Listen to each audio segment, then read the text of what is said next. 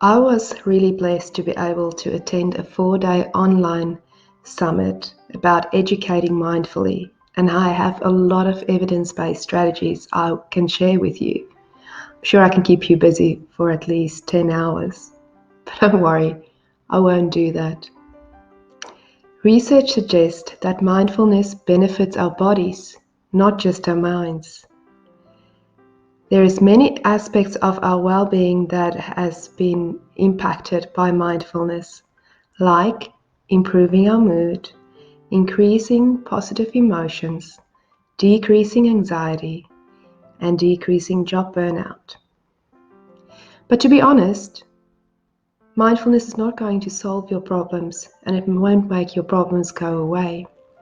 In fact, when you start being mindful, the things that you won't like and don't like in your life will become more apparent to you. Why? Because mindfulness is awareness that arises through paying attention on purpose in the present moment without judging. It is knowing what is on your mind. It isn't stopping your thoughts, but about finding new ways to be with them.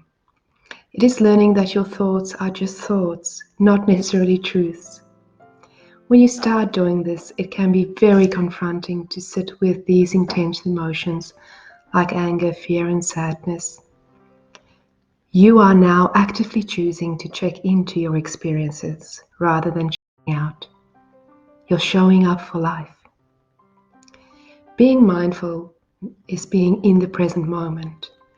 We aren't living in the past, because if we live in the past, we live out of regret and should-haves. If we live in the future, we are living out of stress, anxiety, and what-ifs. If we live in the present, we're living with facts that we know and everything that's around you at this moment. And they say you should be happier then. Now, to be mindful, you do not need to retreat to a jungle to be alone and find your peace. You don't even need long moments of time to practice it. So there goes your excuse of not having time to be mindful.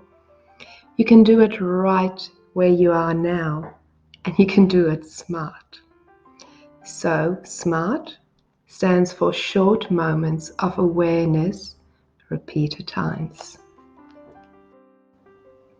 You just need to be brave, step out of your comfort zone, and try one new thing for a day and see if that helps you to be mindful.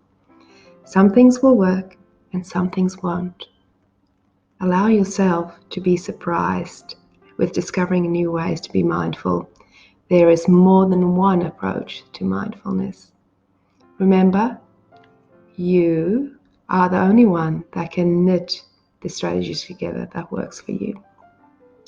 We do underestimate the small things. We think we need something big and bold. But one thing that we really underestimate is our breaths. Breaths calm you down and calms your nervous system and your heart rate down. If you can regulate your breath, you can regulate everything.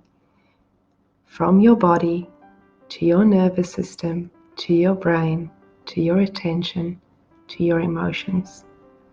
Something else that has the same effect on our nervous system is movement. Yoga is really good for this. Another thing you always have with you is your 5 senses, and they're always in the present moment. Your nose smelling what's going on, your ears hearing, and your eyes seeing, your mouth tasting all the beautiful food you're eating. Another thing you can try is listening to your favorite song and only focus on one instrument. See what you find there. You can be mindful while cooking, eating, coloring, during a walk in nature, as long as you are just focusing on one thing. One of the key pieces of advice our health experts has given us on how to protect ourselves and others during the COVID-19 pandemic is to wash our hands frequently. This can become an invitation to pause and mindfully focus. Focus on the feeling of the water on your hands. Focus on your breath and your feelings in that moment. We call this pot meditation. There are lots of apps available that have guided meditation on, if that is what you want to try for your mindfulness strategy. We can help the people around us become calmer when we are calm ourselves. Calm is contagious. Calmer parents have calm and happier children. Teachers who practice mindfulness have students that are happier and learn more because they created a positive learning environment. Doctors that practice mindfulness have patients who have greater trust in them.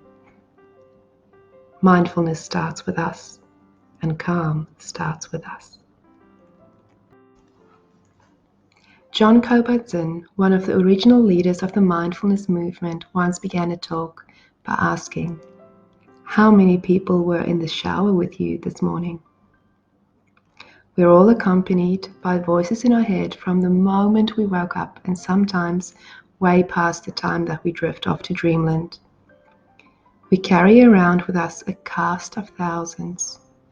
We anticipate how people will react. We clutter our lives from the moment we wake up with messages, some in our head, some on our phone, some on other multiple devices. They all make demands of us. Do you know which of these voices you value? Do you know which ones are the ones to tune into? It is important to know what you value and focus on what you value. Otherwise, everything becomes urgent and you will try and tune into all the voices. And that makes being mindful very difficult, almost impossible. Adrienne Mary Brown said, "What you pay attention to becomes important." We are all at a different point in our mindfulness journey. My challenge to you is to try one new strategy that you haven't tried before. See if that works for you. Come on, be brave. What do you have to lose?